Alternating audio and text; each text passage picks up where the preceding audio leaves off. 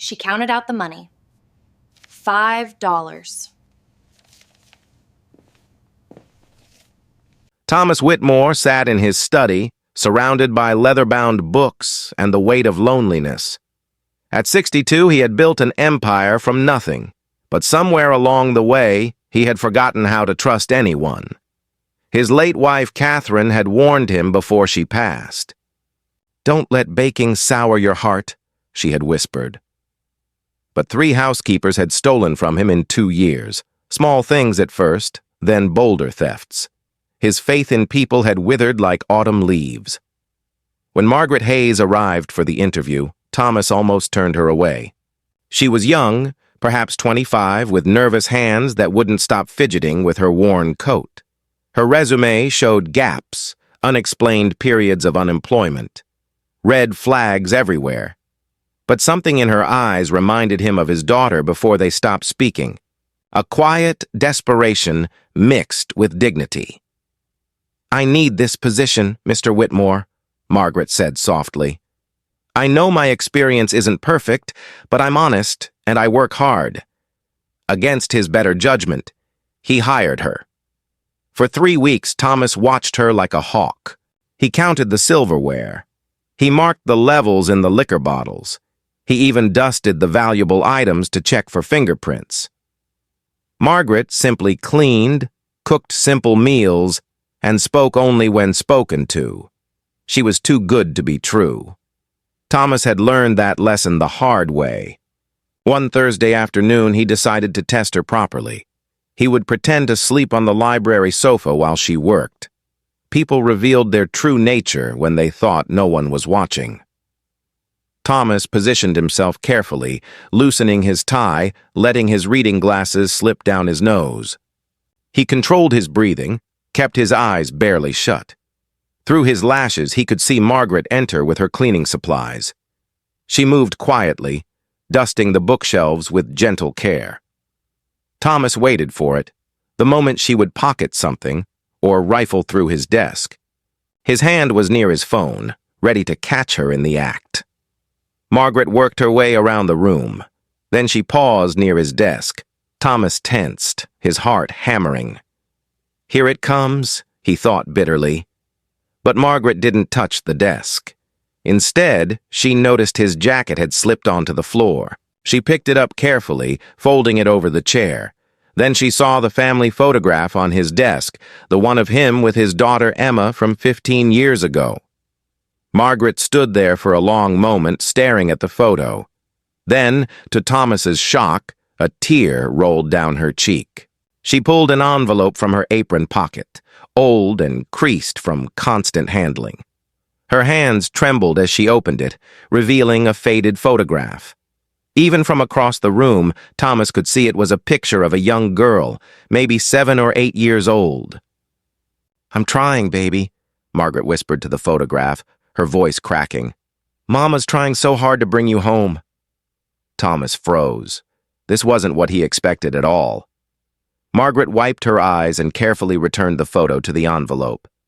Then she did something that made Thomas's chest tighten. She adjusted his reading glasses gently on his face so they wouldn't fall, and draped a soft blanket over him that she must have brought from the linen closet. "Sleep well, sir," she whispered. "You work too hard." Then she continued cleaning, humming softly. It was an old lullaby, one Thomas recognized from his own childhood.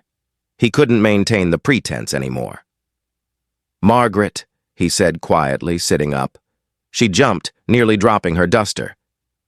"Mr. Whitmore, I'm so sorry. I didn't mean to wake you. I was just—" "Who's the little girl?" he asked gently. Margaret's face went pale. "Sir, I wasn't stealing, I promise. That's my daughter. I would never—" "I know you weren't stealing," Thomas said, and realized he meant it. "Please, sit down. Tell me." The story came out in broken pieces. Margaret's daughter, Sophie, lived with her grandmother in another state. Margaret had lost custody 2 years ago when she lost her job and couldn't afford rent. She'd been working constantly since then, saving every penny to get a lawyer, to get a stable home, to bring Sophie back. "The gaps in my resume," Margaret said quietly. I was homeless for 4 months. I didn't know how to explain that in an interview, but I never stopped fighting for her. Thomas sat in silence, shame washing over him. He had been so busy protecting his possessions that he'd forgotten how to see people's hearts. How much do you need? He asked. Sir? For the lawyer. For a place. How much? Margaret shook her head firmly. Mr. Whitmore, I'm not asking for charity. I just need steady work and time. It's not charity, Thomas said. It's what my wife would have done. What I should have done 3 weeks ago, if I hadn't been such a suspicious old fool. Over the next 6 months, Thomas helped Margaret save enough for a modest apartment and a good family lawyer. He even wrote a character reference that, according to Margaret's attorney, carried significant weight with the judge.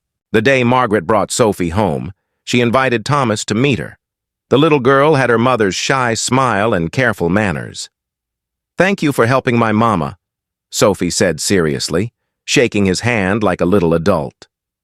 Thomas felt something crack open in his chest, something that had been frozen for too long. That evening, he finally called his own daughter. Emma, he said when she answered, his voice rough with emotion. I've been a stubborn old man. Can we talk? The conversation was awkward, painful in places, but it was a beginning. Margaret still works for Thomas, though now she brings Sophie after school sometimes. The house feels alive again, filled with a child's laughter and the smell of cookies baking. Thomas even taught Sophie to play chess. One evening, as Margaret was leaving, she turned to him. You gave me my daughter back, she said. I don't know how to thank you. You already did, Thomas replied. You reminded me what trust looks like. You reminded me that kindness still exists.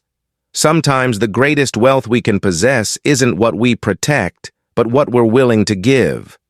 And sometimes the people we're afraid to trust are exactly the ones who can teach us how to live again. If this story touched your heart, please like, share, and subscribe for more meaningful stories.